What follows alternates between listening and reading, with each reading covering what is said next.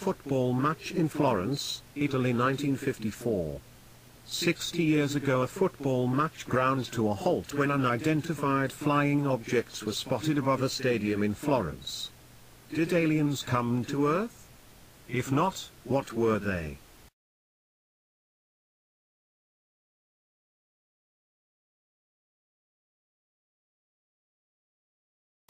It was the 27th of October 1954, a typically crisp autumn day in Tuscany. The mighty Fiorentina club was playing against its local rival Pistoiese. 10,000 fans were watching in the concrete bowl of the Stadio Artemi Franchi. But just after half-time the stadium fell eerily silent, then a roar went up from the crowd. The spectators were no longer watching the match, but were looking up at the sky, fingers pointing. The players stopped playing, the ball rolled to a standstill. One of the footballers on the pitch was Ardico Magnini. He was something of a legend at the club and had played for Italy at the 1954 World Cup. "I remember everything from A to Z," he says. "It was something that looked like an egg that was moving slowly. Everyone was looking up and also there was some glitter coming down from the sky, silver glitter. We were astonished, we had never seen anything like it before. We were absolutely shocked. Play was suspended because spectators saw something in the sky, according to the referee's match report. Among the crowd was Gigi Boni, a lifelong Fiorentina fan. I remember clearly seeing this incredible sight," he says. His description of multiple objects differs slightly from Magnini's. They were moving very fast and then they just stopped. It all lasted a couple of minutes. I would like to describe them as being like Cuban cigars. They just reminded me of Cuban cigars, in the way they looked." Boni has spent many years reliving that day in his mind. "I think they were extraterrestrial. That's what I believe, and there's no other explanation I can give myself." Another of the players, Romolo Tusi, still sprightly in his 70s, agrees. "In those years everybody was talking about aliens, everybody was talking UFOs, and we had the experience. We saw them directly, for real. The incident at the stadium cannot simply be interpreted as mass hysteria. There were numerous UFO sightings in many towns across Tuscany that day and over the days that followed. According to some eyewitness accounts, a ray of white light was seen in the sky coming from Prato, north of Florence."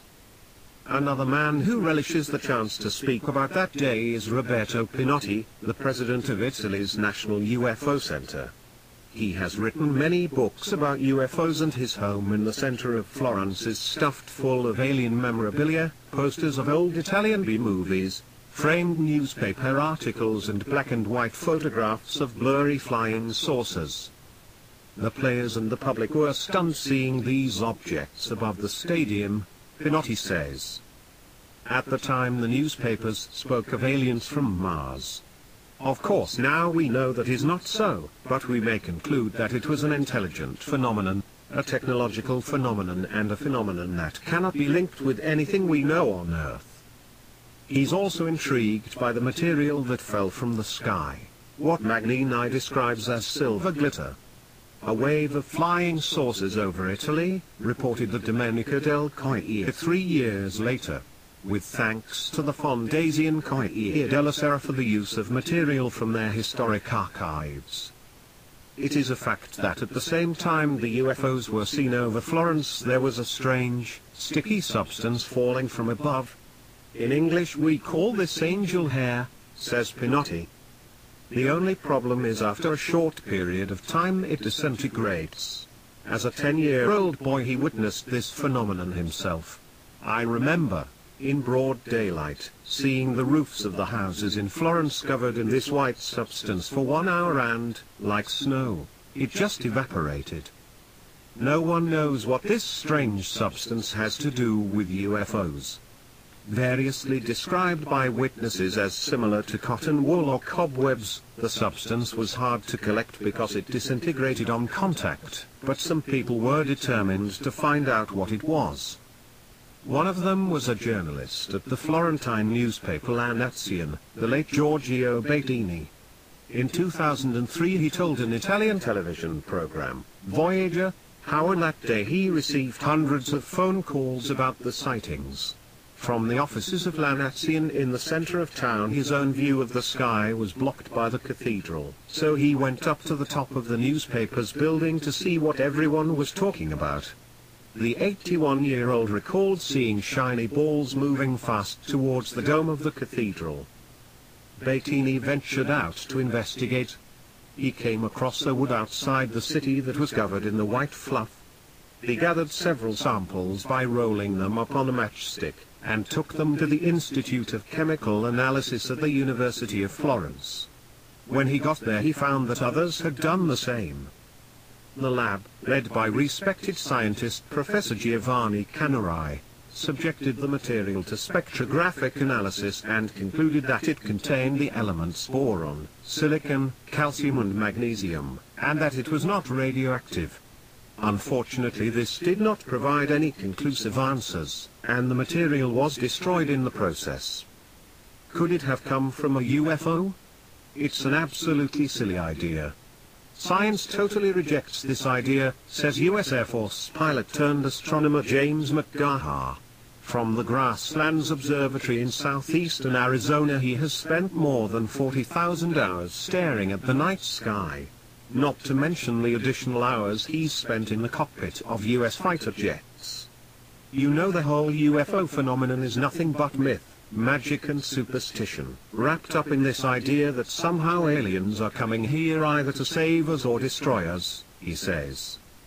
In McGaha's view, the whole spectacle, angel hair and all, was nothing more than migrating spiders. When I looked at this case originally I thought perhaps it was a fireball, a very bright meteor breaking up in the atmosphere. They can be cigar-shaped with pieces breaking off. But it became fairly apparent that this was actually caused by young spiders spinning webs, very, very thin webs. The spiders use these webs as sails and they link together and you get a big glob of this stuff in the sky, and the spiders ride on this to move between locations. They just fly on the wind, and these things have been recorded at 14,000 feet above the ground. So, when the sunlight glistens off this, you get all kinds of visual effects. As some of this stuff breaks off and falls to the ground, this all seems magical, of course, says McGaha. But I'm fairly confident that's what happened that day. This theory is backed up by the fact that September and October are the months when spiders in the northern hemisphere migrate, and spectacular spider migrations still make headlines today. But it hasn't convinced everyone. Of course I know about the migrating spiders hypothesis. It's pure nonsense. It's an old story and also a stupid story, says Pinotti. He disputes the spider theory because of the chemical analysis of the angel hair samples. Spider silk is a protein, an organic compound containing nitrogen, calcium, hydrogen and oxygen, not the elements reportedly found in the samples Bettini and others brought to the university. 60 years on, the chances of determining the cause of the incident are slim. I wouldn't trust any reports of an old and strange event like this unless I'd seen the data, says science writer Philip Ball. He agrees that the elements said to have been observed in the angel hair don't seem to tally with the spider theory. Magnesium and calcium are fairly common elements in living bodies, boron and silicon much less so. But if these were the main elements that the white fluff contained, it doesn't sound to me as though they'd come from spiders, he says. So it all remains a mystery.